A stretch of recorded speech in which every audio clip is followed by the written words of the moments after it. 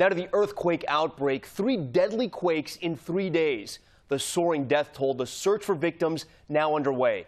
In Ecuador, surveillance video showing the moment disaster struck. Items flying off shelves.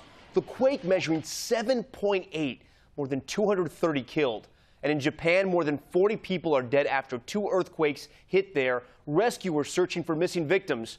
What's known as the Ring of Fire, take a look, lining the Pacific, running along the American West Coast.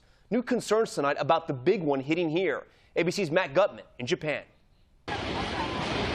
The third massive quake, the strongest yet, leaving shoppers screaming, products tumbling off the shelves, and then darkness. The epicenter of this powerful 7.8 magnitude quake just 110 miles west of Ecuador's capital. Its president saying today hundreds are dead. This man using his hands to dig into a mountain of bricks. He tells us 3 are alive and a girl is dead.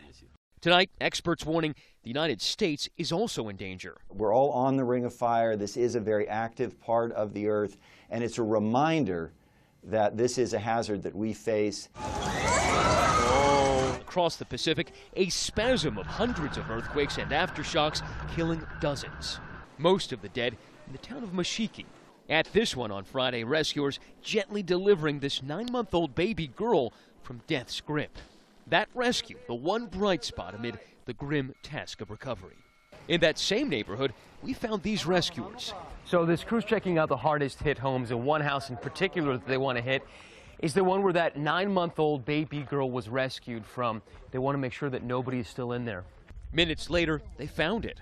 So this rescue crew finally found the house where they rescued that 8-month-old girl just a couple days ago. And when you look at this house, it's incredible that anyone was able to survive.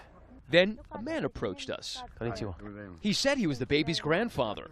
Her name, Baby Miku. Rescued, exactly. Rescued. Thank God, right? Wow. He then tells us we can meet her, hopping in the only possession he has left. Hey, sweet girl. And she was right there when we walked up to the shelter. Yeah. Whoa. All cheeks and completely unscathed. Miku's family told me they lost everything in the quake, but also that they found the most important thing, their family. But the recovery here is being hampered by hundreds of aftershocks and the fear that another massive one could come at any time. Tom?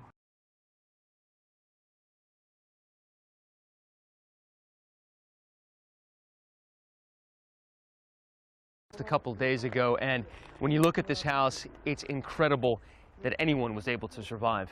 Then a man approached us. Konnichiwa. He said he was the baby's grandfather. Her name, Baby Miku. Rescued, exactly. Rescued. Thank God, right? Wow. He then tells us we can meet her, hopping in the only possession he has left. Hey, sweet girl. And she was right there when we walked up to the shelter of bricks. He tells us 3 are alive and a girl is dead. Tonight, experts warning the United States is also in danger. We're all on the Ring of Fire. This is a very active part of the Earth, and it's a reminder that this is a hazard that we face. Across the Pacific, a spasm of hundreds of earthquakes and aftershocks killing dozens. Most of the dead in the town of Mashiki. At this one on Friday, rescuers gently... Now to the earthquake outbreak. 3 deadly quakes in 3 days. The soaring death toll, the search for victims now underway. In Ecuador, surveillance video showing the moment disaster struck. Items flying off shelves. The quake measuring 7.8, more than 230 killed. And in Japan, more than 40 people are dead after 2 earthquakes hit there. Rescuers searching for missing victims. What's known as the Ring of Fire, take a look, lining the Pacific, running along the American West Coast. New concerns tonight about the big one hitting here. ABC's Matt Gutman in Japan. The third massive quake, the strongest yet, leaving shoppers screaming, products tumbling off the shelves, and then darkness. The epicenter of this powerful 7.8 magnitude quake just 110 miles west of Ecuador's capital. Its president saying today hundreds are dead. This man using his hands to dig into a mountain, delivering this 9-month-old baby girl from death's grip. That rescue, the one bright spot amid the grim task of recovery. In that same neighborhood, we found these rescuers.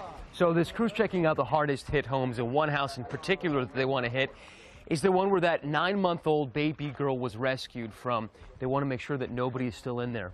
Minutes later, they found it. So this rescue crew finally found the house where they rescued that 8-month-old girl.